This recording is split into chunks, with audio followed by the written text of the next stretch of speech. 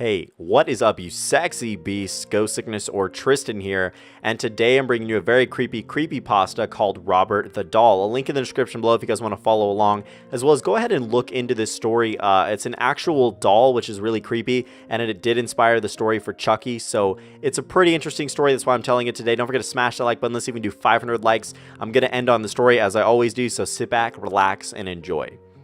In the late 1800s, Thomas Otto and his family moved into a mansion at the corner of Eaton and Symington Streets in Key West, Florida, now known as the Artist House. The Ottos were known to be stern with their servants, sometimes even mistreating them. It was the treatment of one such Haitian servant that provided a twist in this story. This woman was hired to take care of their son, Robert. One day, Mrs. Otto supposedly witnessed her practicing black magic in their backyard and fired her. Before she left, the woman gave Robert a lifelike doll, which stood 3 feet tall, had buttons for eyes, human hair, believed to be Robert's, and was filled with straw. Dolls that resembled children were not unheard of during this time, but this one proved to be special. Robert named the doll after himself and often dressed it in his clothes. Robert the doll became his trustworthy companion. He took it with him on shopping trips into town. The doll had a seat at the dinner table, where Robert would sneak at bites of food when his parents weren't looking. Robert would even be tucked into bed with the boy at night. Soon, this innocent relationship took a strange nature. Soon after, Robert chose to be referred to by his middle name, Jean. After being scolded by his mother, he told her that Robert was the doll's name, not his. Jean was often heard in his room having conversations with Robert. Jean would say something in a childish manner, and his responses could be heard in a much lower voice. Sometimes Jean would become very agitated, worrying the servants and his mother. She would, on occasion, burst in and find her son cowering in the corner while Robert sat perched in a chair or on a bed, glaring at him. This was only the beginning. Household objects would be found thrown across the room.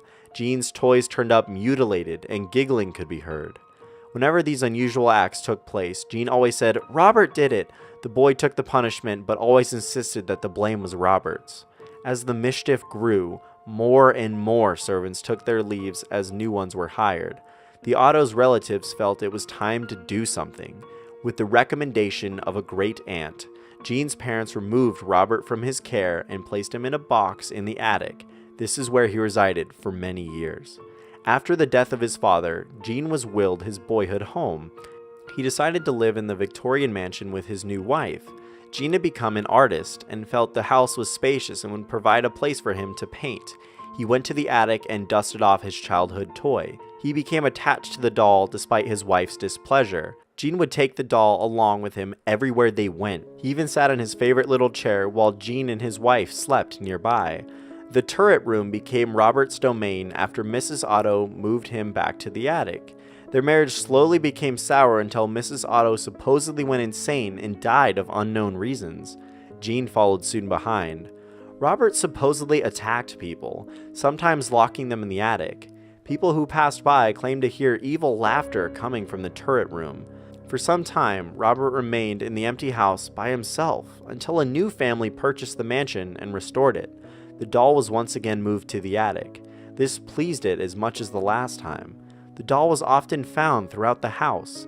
On one certain night, Robert was found at the foot of the owner's bed, giggling with a kitchen knife in hand.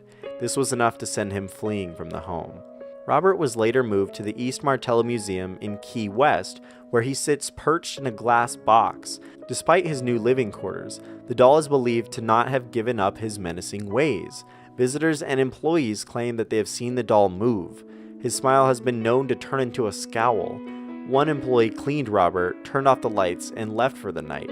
The next day, he returned to find the lights turned on, Robert sitting in a different position than the night before, and a fresh layer of dust on his shoes. Some say he'll even curse you. If you want to take a picture with him, you must ask politely. He'll tilt his head in permission. However, if he doesn't want you to take the picture anyways, a curse will befall upon you and anyone who accompanied you to the museum. The same will happen if you make fun of him. To this day, Robert remains in the East Martello Museum in his sailor suit, clutching his stuffed lion, continuing his menacing ways.